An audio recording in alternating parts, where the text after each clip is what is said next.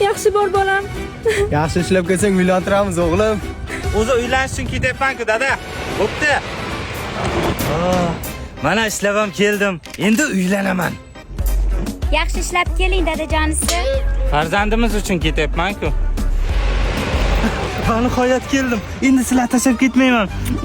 Buni sunnat to'yini qilish kerak hali. Sunnat to'y uchun ketyapman-ku. Men ketayotganimda 3 yoshining o'shanga men o'yinchoq olib keldim. Hamal. Qanaqa o'yinchoq? Bola 17 ga kiryapti. Institut o'qitish kerak bolani hali.